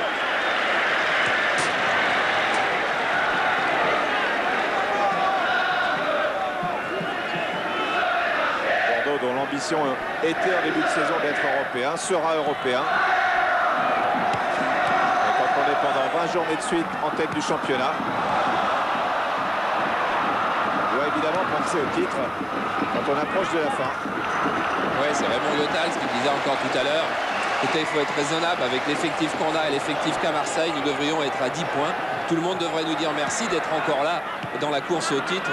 Le championnat devrait être bouclé depuis très très longtemps. C'est un renard aussi, hein, Raymond Yotal. Mais bon, c'est vrai qu'il n'y a pas l'équivalent à Bordeaux d'un Waddle, d'un Papin, d'un Moser ou d'un Francescoli. Et que les Girondins de Bordeaux valent essentiellement par ce superbe collectif. Mais quand quelque chose ne fonctionne pas dans le collectif, c'est vrai qu'il n'y a pas une individualité pour d'un seul coup remettre l'équipe sur les rails. À Marseille, il y a. On a vu pendant ce temps-là une attaque sèche de Tigana sur Ferreri. Ça n'a jamais été deux grands copains. Hein. C'est ce que je voulais sous-entendre. C'était pas la première du match d'ailleurs. Il n'a pas eu des tonnes non plus, mais...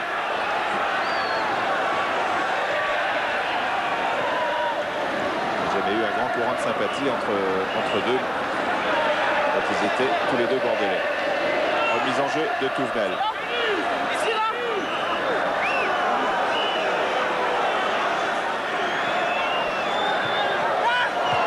Tête d'Édimbourg. Attention à la sortie de Rousseau. Pas de sortie de Rousseau. C'est Moser qui est venu faire le ménage. Et faute. Alors, est-ce que c'est cette faute de Denbourg sur Tigana que siffle Michel Girard? En tout cas, il peut le faire. Hein. Ouais, ou une faute antérieure.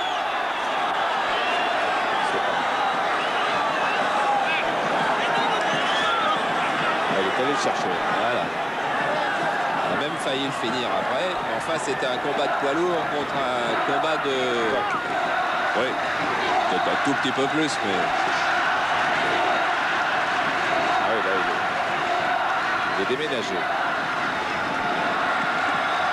Et Jean Tigana est solide.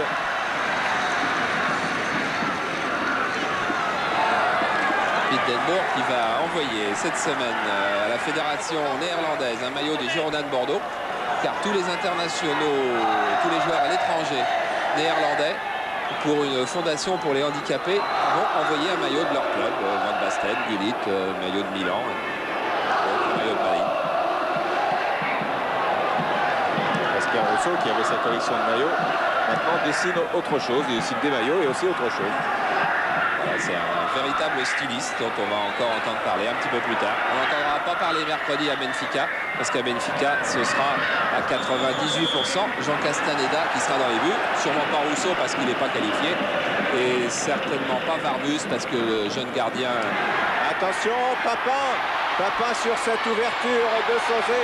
Papin marqué par Bell lui-même. Bell n'est plus dans les buts. Bell n'est plus dans les buts. Germain, non, contré par Tournel. Et finalement, les Bordelais se dégagent. Alors que là, Bell avait été sorti.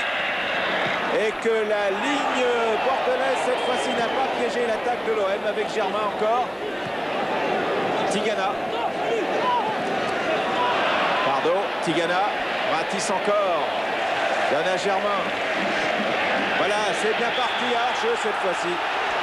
De Papin. Semble-t-il. Ah, la défense de Bordeaux maintenant ne joue plus avec Battiston en couverture. Battiston s'aligne sur tous les autres.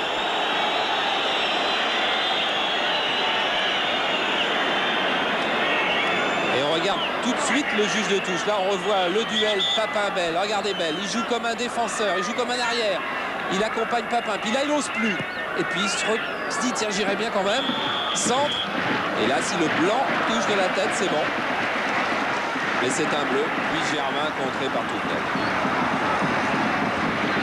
Berghuis, Papin, attention en jeu, il y est. Il en revient. Il n'est pas revenu assez vite.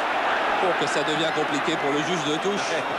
Que cet alignement systématique des Girondins.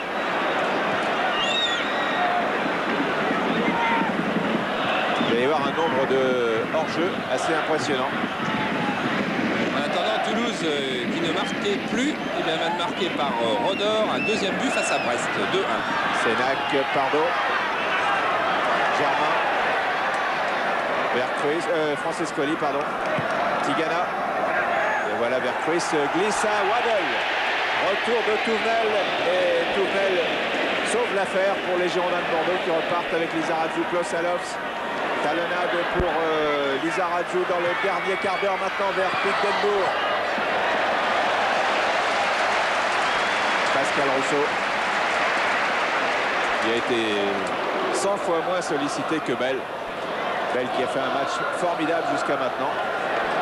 Mais l'OM a marqué une fois. Et mène donc 1-0. Rousseau qui est tout heureux de vivre cette aventure et qui dit celui qui ne se mettrait pas vite à l'aise dans de telles circonstances, il vaut mieux qu'il arrête le football, car c'est un cadeau comme personne n'en a jamais eu. Rousseau qui est là jusqu'à la fin du mois de juin. Waddle, peut-être pour plus, d'ailleurs on ne sait pas. Olsen. Pardo. Tigana. Papin. Tigana vers Francescoli qui va peut-être prendre le meilleur. Accroche, il se bat comme un lion dans la surface. Et les Bordelais ont pris le meilleur sur Enzo Francescoli.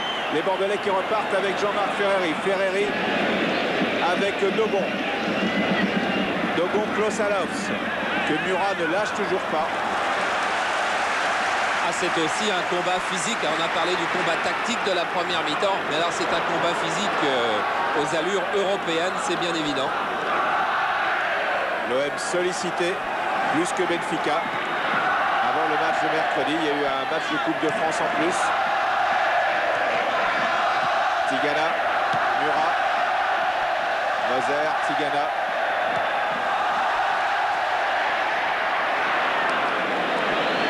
Sénac et Battiston. Touvenel. Et faute de Germain. Ouais.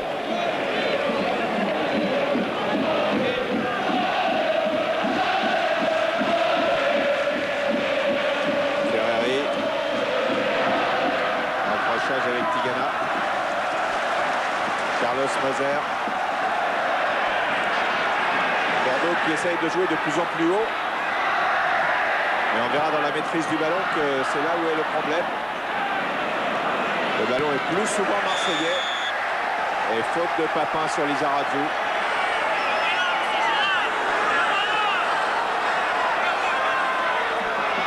C'est pas un carton jaune, c'est un carton vert. Oui, qui aurait été sorti très souvent. Beaucoup de joueurs touchés. Le seul à être sorti pour blessure, c'est Durand en début de match.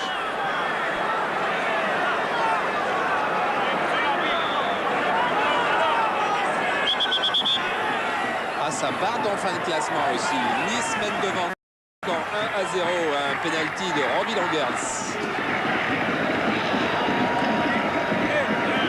Bas du tableau, les résultats sont favorables à Nice et Montpellier. Terrible pour le Racing.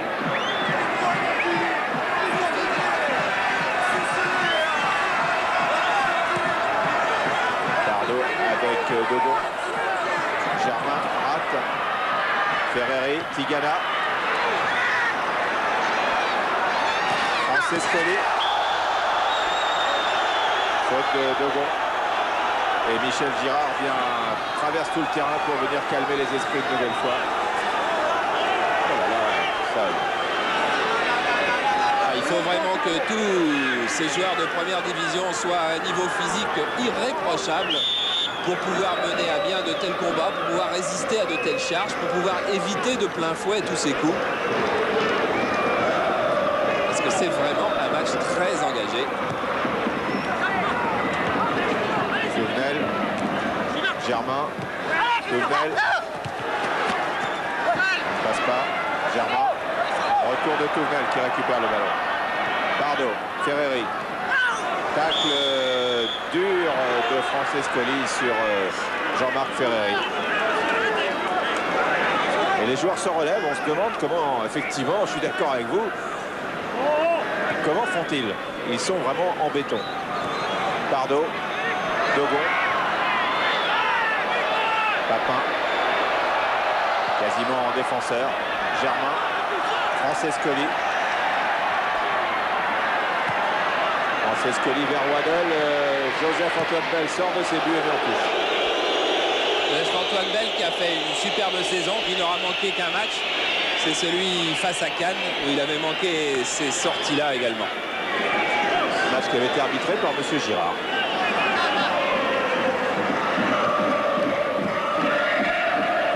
Francescoli. Vercruis. Francescoli. Pardo vers Francescoli. Et c'est Touvenel qui met en touche cette fois. Au fait, un quatrième but de Vercauteren. Nantes mène 4-0. Devant tout. Germain. Hors-jeu de Papin. Et un but très important dans la course à l'Europe, c'est Paris Saint-Germain par encore Simba, qui mériterait vraiment mieux que d'être un éternel remplaçant, qui mène 2-1 à Lyon. Ferreri, Touvenel. Carlos Moser. Moser, Waddle n'est pas hors jeu. Waddle est à la lutte avec Sénac. Pour l'instant, avantage à Waddle et avantage à Sénac.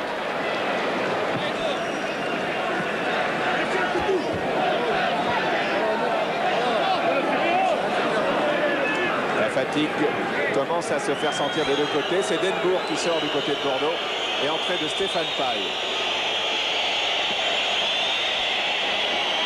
Et Didier Deschamps, lui, à la place de Vercruis,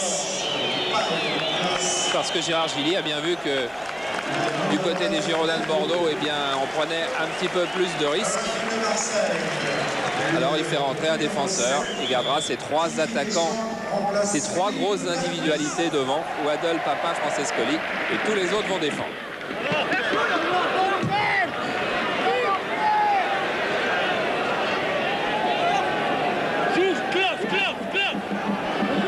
Ça cartonne quelque part.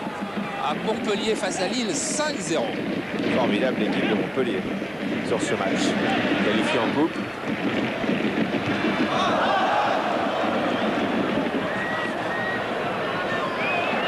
Remise en jeu. Touvenel. Sénac. Batiston. Cette défense-là est encore la plus solide du championnat.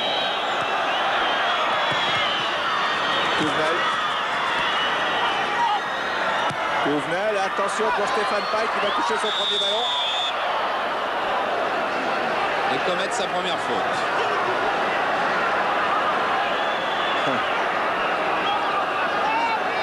Ah, entorse de la cheville. Philippe, Ou crampe. avec Philippe Vercruis, Michel. Philippe, quel changement ce Marseille en deuxième mi-temps, quel combat physique. Ouais, je crois qu'on a c'est un match qui a été difficilement emballé parce que les deux équipes se craignaient.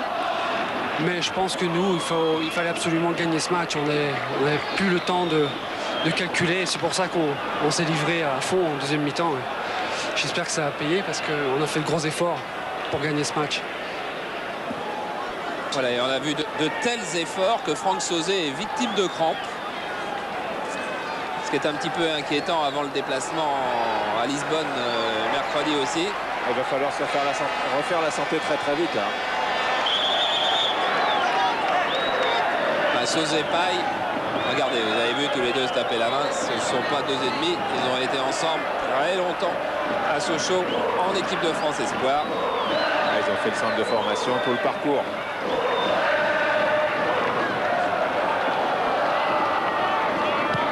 Pascal Rousseau, gaucher. Comme Joël Bat, c'est comme pas mal de gardiens.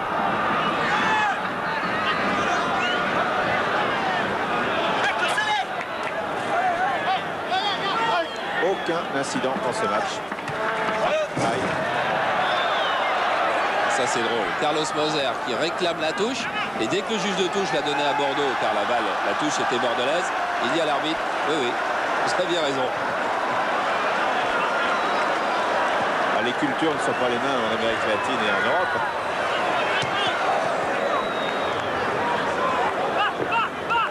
Remise en jeu de Touvenel.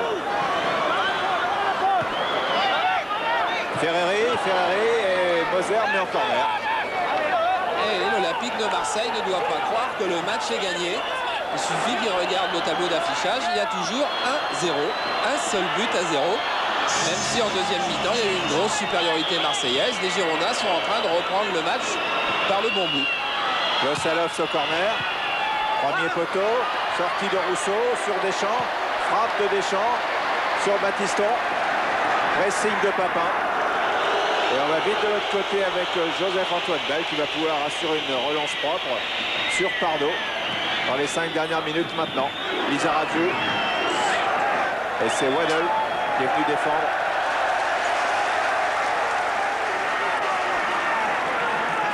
Dimeco s'échauffe toujours pour l'Olympique de Marseille.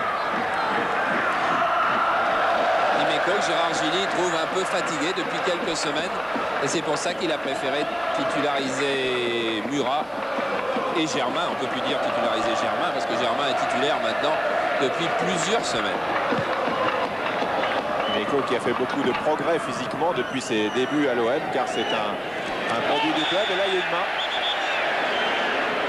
Il était physiquement très très juste au début puisque ses camarades l'avaient surnommé poumon de chat. On l'avait vu la main. Et Sénac aussi l'avait vu parce qu'il a essayé d'intercepter également. Ah, et Joseph-Antoine Bell vient de signaler Projectile. qu'il avait certainement reçu des projectiles et il demande à l'arbitre d'intervenir et de venir voir. Alors qu'est-ce que ce projectile? Des bouteilles? Oui. Bouteille. Voilà, Michel Girard. Certains arbitres auraient pu être théâtraux et aller appeler le délégué, aller porter les objets au délégué, tout ça. Lui, parce qu'il sait que le climat est difficile et c'est un arbitrage extrêmement intelligent de M. Girard aujourd'hui. Tout à fait. Eh bien, il les met au fond du filet et il fait reprendre le jeu tout de suite, ce qui n'empêchera pas de faire un rapport avec le délégué d'ailleurs tout à l'heure. Tout à fait. Il n'a pensé qu'au football. Et il l'a très bien fait. C'est exemplaire. Bruno Germain. Waddle. Tigana. C'est bien joué de la part de Tigana. Papin va jaillir. Et la sortie de Bell a bloqué l'angle de Papin qui est touché sur cette action. C'est peut-être beaucoup plus grave que de ne pas avoir marqué. Papin touché au genou. Et regardez comme Papin est respecté par tous les joueurs. Regardez, tous les Bordelais sont immédiatement venus le voir et l'entourer. C'est la preuve aussi que Papin est devenu un grand joueur du football français. Il y a le tacle de Joseph-Antoine Bell qu'apparemment il évite. Et en retombant, peut-être a-t-il du mal à reprendre ses appuis. Alors, c'est le genou. Si c'est le genou, ça c'est terrible pour l'Olympique de Marseille. À revoir cette ouverture de Tigana. Jean-Pierre Papin dans le dos de Lizarazu. Il va réussir à tirer avant le tacle de Lizarazu, avant la sortie de Joseph-Antoine Bell, qui n'est pas une sortie cadeau pour l'attaquant marseillais, c'est le moins qu'on puisse dire. Et je pense que c'est en voulant éviter Bell. C'est le genou gauche de Jean-Pierre Papin qui est touché. Voilà, sortie de Bell pour le moins très agressive. Et Jean-Pierre Papin, qui est sans doute effleuré par le pied gauche, le pied haut de Bell, qui du coup va l'obliger à sauter un petit peu plus haut. Je ne crois pas qu'il le touche. Je crois qu'il a peur de l'attaque de Joseph-Antoine Bell et que, il se reçoit mal après. En retombant, il se reçoit mal.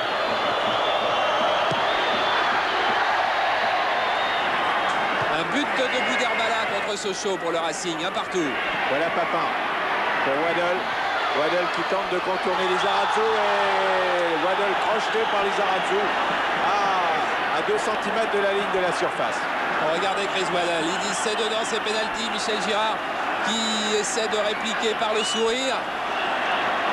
Il aurait eu du souci, Michel Girard, si le score avait été de 0-0 sur cette action. Coup franc donc à 17 mètres. Début de Bell. Et bien à l'extérieur au départ. Se termine à l'intérieur. Enfin tout près de la ligne quoi. Ouais. Waddle.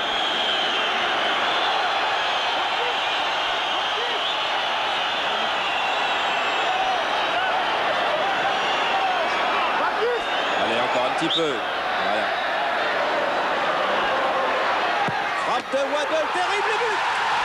Frappe fantastique de Chris Waddle et c'est le 2-0. 2-0 pour l'Olympique de Marseille, c'est quasiment le doublé pour Waddle. Ah oui, mais que cette frappe de Chris Waddle, que les frappes de Chris Waddle sur les coups francs sont quelque chose d'extraordinaire. Regardez, il est venu gros plan derrière les buts, mais là cette fois-ci il frappe pied gauche en force sur le côté ouvert de Joseph-Antoine Bell, qui bien sûr ne peut pas démarrer à toute allure. Joseph-Antoine Bell, regardez comme il démarre un poil plus tard. Et pourquoi il démarre un poil plus tard? Parce que tout à l'heure le coup franc était premier poteau et là il est deuxième poteau dans l'angle ouvert, et avec une telle puissance que les mains de Joseph-Antoine Bell sont emportées par le ballon. On a beau parler de la fameuse main ferme que doivent avoir les gardiens devant une telle puissance, il n'y a pas de main ferme. Ah non, il n'y a pas de main ferme, c'est sûr. Il faut avoir anticipé sur le tir de Chris Waddle pour avoir une seule chance de le sortir.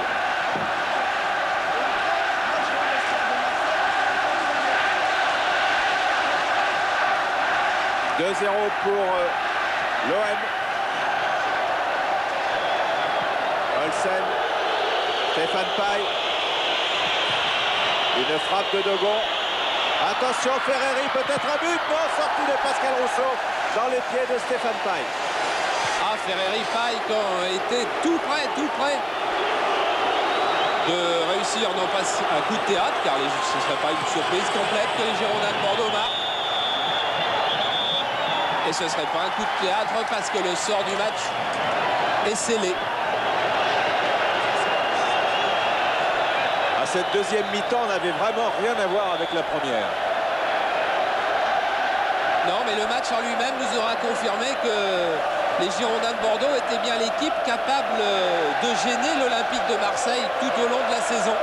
Le titre n'est pas perdu pour les Girondins de Bordeaux, car les Girondins de Bordeaux ont prouvé, même dans cette défaite, qu'ils revenaient en forme après ce début 90 relativement moyen, 9 points en 9 matchs.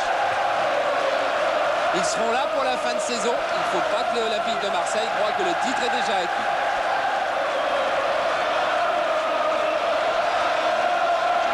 Murat. Germain. Francescoli. Et fin du match. L'histoire de l'OM donc par 2-0. Deux buts que l'on peut accorder à Waddle. Le premier ayant été détourné par Bernard Pardo. Comme on respecte la justice, on dira Pardo contre son camp et Waddle. Mais tous ceux qui ont vu le match savent bien combien Waddle. Alors ça c'est bien. Murat et Alofs qui se congratulaient alors qu'ils ont eu un match très difficile l'un avec l'autre. Raymond Goethals avec Michel Girard. Franck Sauzé qui vient serrer la main de l'arbitre. Comportement, beaucoup d'engagement, mais comportement exemplaire sur le terrain. Voilà, on est avec Chris Waddle. Chris, 2 goals this evening, that's exciting for you. Yeah, very exciting. It was a big match and Bordeaux come for 0-0, I think so. Voilà, c'était un grand match ce soir. Bordeaux a joué tout pour le match nul 0-0. Yeah, I think Marseille press and we go for the win because I think if we win tonight, we probably win the championship.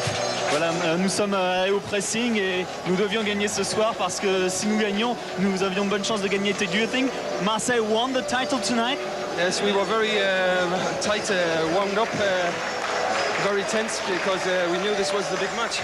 And we have Benfica on Wednesday, so we had to put in a good performance today. And we think if we win today, we win the championship. So hopefully I am right. Voilà, nous étions très tendus, c'est vrai, avant le match. Il y a aussi Benfica, auquel nous pensons beaucoup. Et finalement, nous avons réalisé brillamment notre objectif. Thank you very much. Ah, et beaucoup de sourires, beaucoup de sourires. Charles, oui, avec Joseph-Antoine Bell. Joseph, vous avez jusqu'au bout tenté de retenir l'échéance de cette rencontre. J'ai joué normalement. Le gardien de but, il est là pour ça, donc il n'y a pas de mérite spécial. Deux buts sur coup de pied arrêté. Ah ben, je pense qu'on a manqué de chance. Sur le premier, il y a Bernard qui dévie le ballon. C'est vrai qu'on n'aurait peut-être pas pu revenir. Et sur le deuxième, je ne m'étais pas aperçu que j'avais perdu un crampon. Donc j'ai manqué mon appui, j'ai glissé, j'étais un petit peu en retard. Et donc je n'ai pas pu rentrer complètement dans la balle. Vous savez, 1-0 ou 2-0, c'est la même chose. Et puis bon, je pense qu'on ne gardera pas un grand souvenir de ce match. Quand je dis on, c'est pas les Girondins, je pense à tous ceux qui aiment vraiment le football. Je ne pense pas qu'il y en avait ce soir. Joseph-Antoine Bell, vous aviez donné rendez-vous ici à Marseille pour faire un grand match. Vous avez fait un grand match. Je l'ai fait tout seul. J'en ai bien conscience, je crois que je l'ai fait tout seul. Et puis un petit peu Chris Waddle, qui n'a jamais mis un coup, qui a été pratiquement le seul joueur sur le terrain à n'avoir pas mis ou tenté de mettre un coup. Et ça, bon, ben, c'est vrai que c'est un Anglais. Et donc à lui, je lui tire mon chapeau, je dis, on était peut-être deux. Voilà, avec Bruno Germain. Bruno, c'était un match dur, un match très très âpre. Est-ce que vous l'avez ressenti comme ça aussi sur le terrain? Oui, absolument. Je veux dire qu'il nous fallait gagner absolument pour ce nouveau titre de champion qu'on s'est mis à espérer depuis le début de saison. Et pour notre public et pour nous-mêmes, je pense que ça fait un match d'homme. Franck Sauzé, c'était des crampes à la fin, c'est pas un peu inquiétant? Non, je veux dire, oui, il avait une petite douleur musculaire, mais c'est peut-être aussi pour un peu casser le match, hein, c'est un peu l'expérience. Est-ce que Bruno Germain a conscience de devenir un titulaire à part entière dans cette équipe? Non, je veux dire, moi, en ce moment ça marche bien pour moi, mais moi à l'OM, on est un groupe de 15-16 joueurs et à peu près d'égale valeur. Bon, c'est vrai qu'en ce moment c'est bien, je me sens bien, j'ai confiance en les moyens, mais bon, là, je le prends comme ça.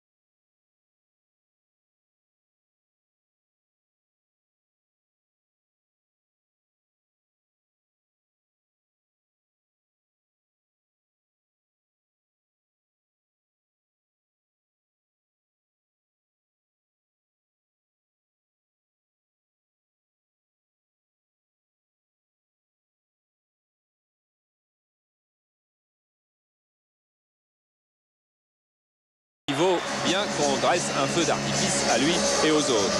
Le premier but, il a été marqué par Pardo contre son camp, même si Chris Waddell a été superbe. Alors des buts contre leur camp, eh bien il y en a eu en championnat. Il y en a eu pas mal. Regardez, on va vous les montrer car certains sont amusants, sauf pour ceux qui les encaissent. Là, c'est une déviation d'Andrieux. Terrible. Mulhouse-Montpellier.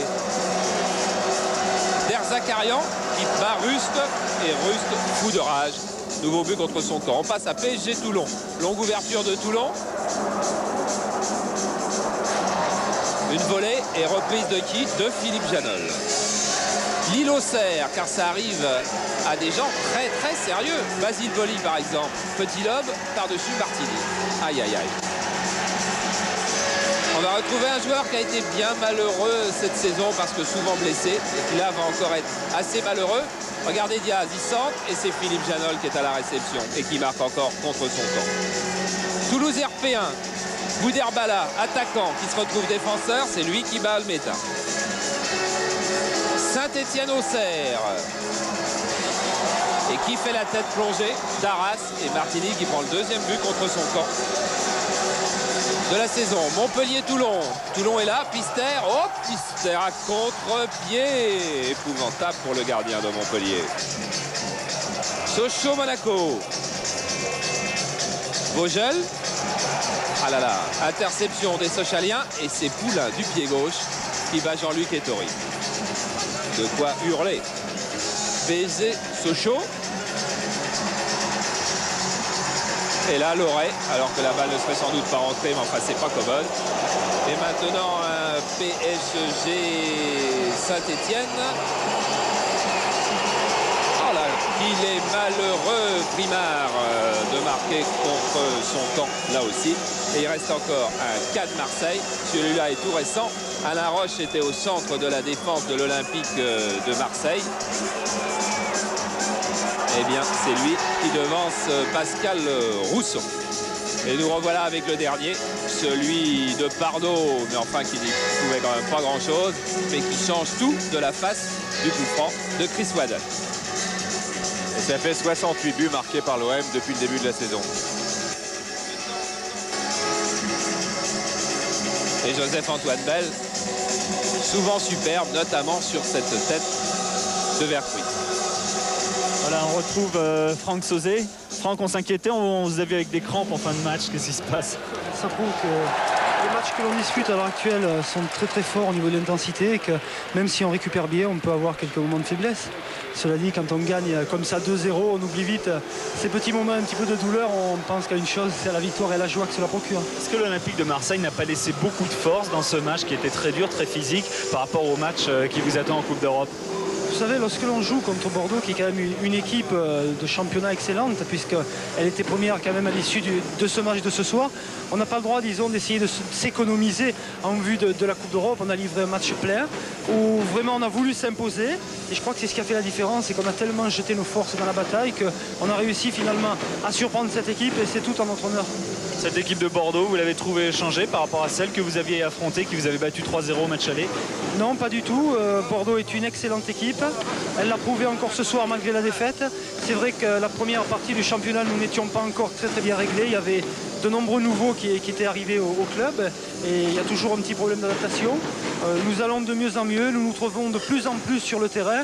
Il y a un système de jeu, disons, où c'est le collectif à l'heure actuelle qui prime avant l'individuel. C'est vrai qu'avec les individualités qu'il y a en plus, l'OM c'est une grande force. Merci Franck, reposez-vous bien.